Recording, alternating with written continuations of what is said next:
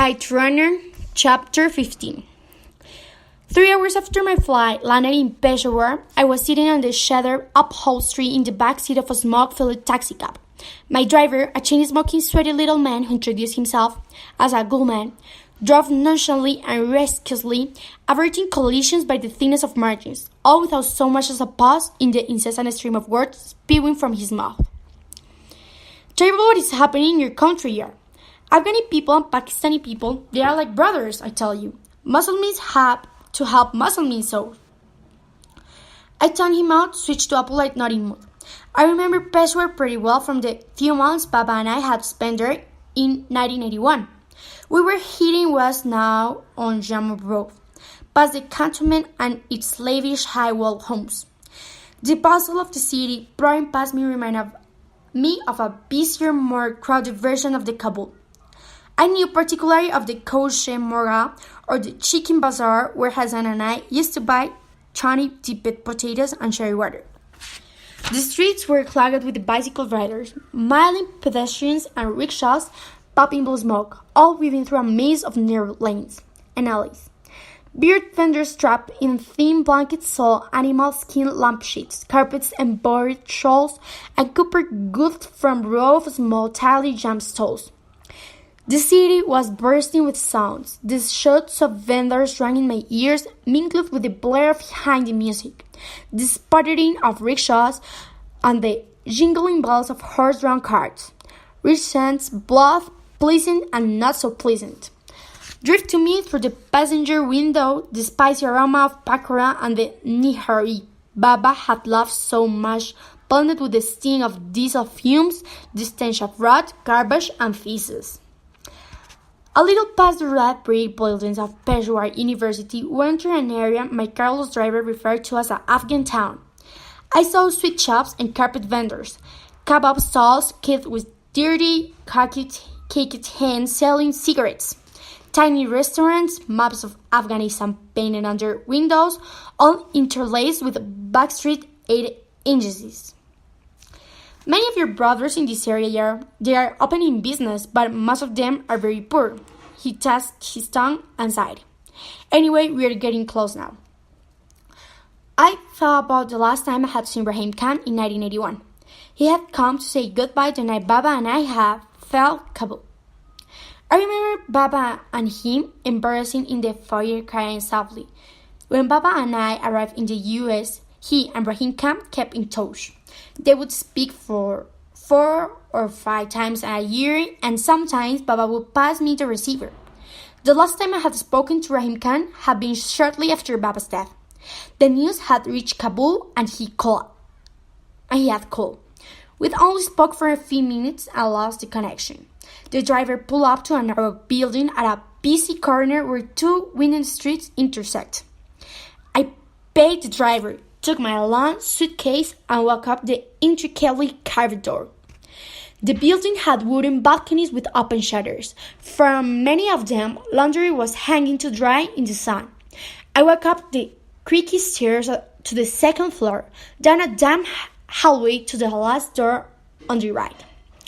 Checked the address on the piece of stationery paper in my palm and knocked. Then, a thing made of skin and bones pretending to be Rahim Khan opened the door. A creative writing teacher at San Jose State used to say about cliches, I avoid them like the plague.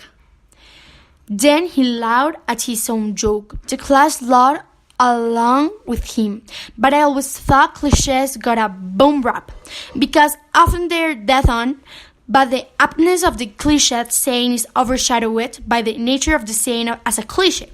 For example, the elephant in the room saying, nothing could be more correctly describe the initial moments of my reunion with Rahim Khan. We sat on a wispy matter set along the wall across the window overlooking the noisy street below. Sunlight slanted in and cast a triangular wedge of light onto the Afghan rug on the floor. 2 folding chairs rested against one wall, and a small copper samovar sat in the opposite corner. I poured us tea from it. How did you find me? I asked. It's not difficult to find people in America. I bought a map of the U.S. and called up information for cities in Northern California. He said it's wonderfully strange to see you as a grown man. I smiled and dropped 3 sugar cubes in my tea. He liked his back black and bitter, I remember. Baba didn't get the chance to tell you, but I got married 15 years ago. The truth was, by then, the cancer in Baba's brain had made him forget full negligent. You are married. To whom? Her name is Soraya Taheri. I thought of her back home worrying about me. I was glad she wasn't alone. Taheri, whose daughter is she? I told him. His eyes brightened. Oh, yes, I remember now. Isn't General Taheri married to Sharif Jan's sister? What was her name? Jamila Jan. Balai, he said, smiling. I knew Sharif Jan in Kabul long time ago before he moved to America. He's been working for the INS for years, handles a lot of Afghan cases. Hi, he cited. Do you and Soraya Jan have children? Nay. Oh, he slurped his tea and didn't ask more. Rahim Khan had always been one of the most instinctive people I ever met. I told him a lot about Baba, his job, the flea market, and how at the end he died happy. I told him about my schooling, my books, 4 published novels to my credit now. He smiled at this, said he had never had any doubt. I told him I had written his stories in the leather-bound notebook he'd given me, but he didn't remember the notebook. The conversation inevitably turned to the Taliban. Is it as bad as I hear? I said. Nay, it's worse, much worse, he said. It doesn't let you be human. He pointed to a scar above his right eye, cutting a crooked path through his bushy eyebrow. I was at a soccer game in Gazi Stadium in 1998, Kabul against Mazar-i-Sharif. I think, and by the way, the players weren't allowed to wear shirts. Indecent exposure, I guess. He gave a tired laugh. Anyway, Kabul scored a goal, and the man next to me cheered loudly. Suddenly, this young, beefy fellow who was patrolling the isles, 18 years old almost by the look of him, he walked up to me and struck me on the forehead with the bust of his Kalashnikov. Do that again, and I cut out your tongue, you old donkey, he said. Rahim Khan rubbed the scar with a grand finger. I was old enough to be his grandfather, and I was sitting here, blood gushing down my face, apologizing to that son of a dog. I poured him more tea. Rahim Khan talked some more.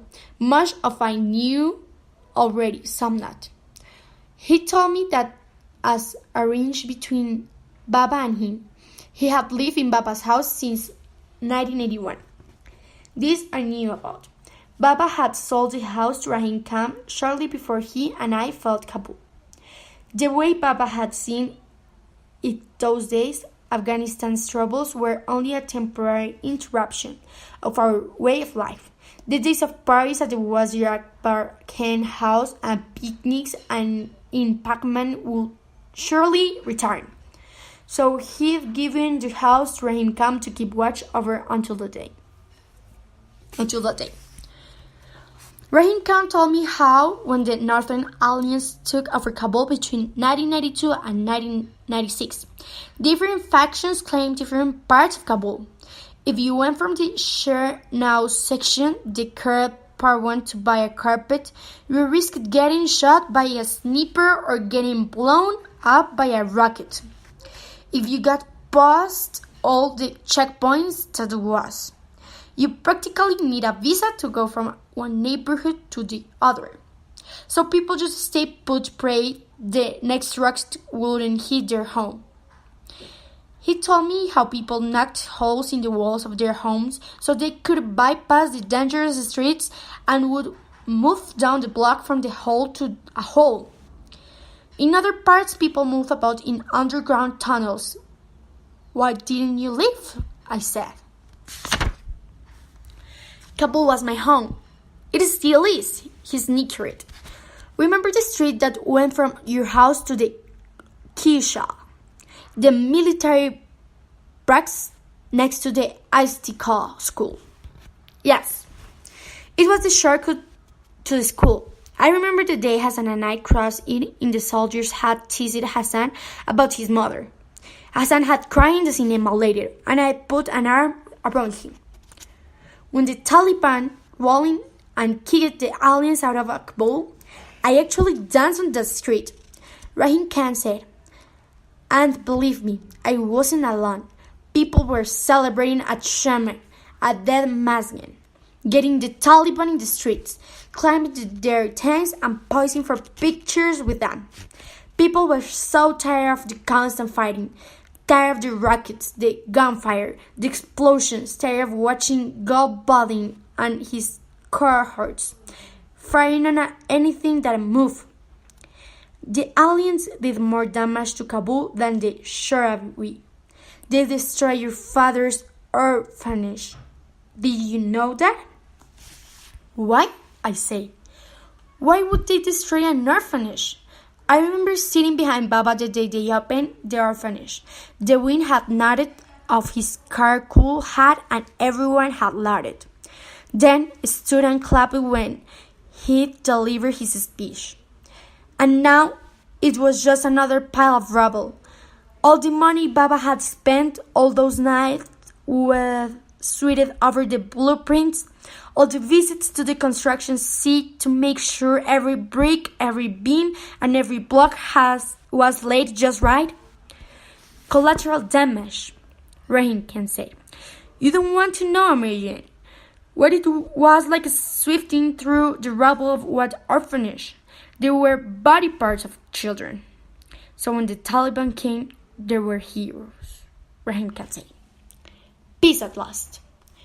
Yes, hope is a strange thing. Peace at last. But at what price? A violent cawing feet gripped Rahim Khan and rocked his gaunt body back and forth. When he spat into his handkerchief, it immediately stained red. I thought that was as good a time as any to address the elephants sitting with us in the tiny room. How are you? I asked. I mean, really, how are you? Dying, actually, he said in a gurgling voice. Another round of coffee. More blood on the handkerchief. He whipped his mouth, blotted his sweaty burrow from one waist temple to the other with his sleeve, and gave me a quick glance. When he nodded, I knew he had read the next question on my face. Not long, he breathed. How long? He shrugged. Cough again. I don't think I'll see the end of this summer, he said. Let me take you home with me. I can find you a good doctor. They're coming up with new treatments all the time. There are new drugs and experimental treatments. We could enroll you in one. I was rambling and I knew it, but it was better than crying, which I was probably going to do anyway. He let out a chaff of laughter, revealed missing lower incisors. It was the most tired laughter I'd ever heard. I see America has infused you with the optimism that has made her so great. That's very good. We are a melancholy people. We have Afghans, aren't we? Often we wallow too much in gap-me-core and self-pity. We give into loss, to suffering, accept it is a fact of life. Even see it is unnecessary. As necessary. Synergy Mixgar, we say. Life goes on. But I am not surrendering to fate here. I am being pragmatic. I have seen several good doctors here and they have given the same answer. I trust them and believe them. There is such a thing as God's will.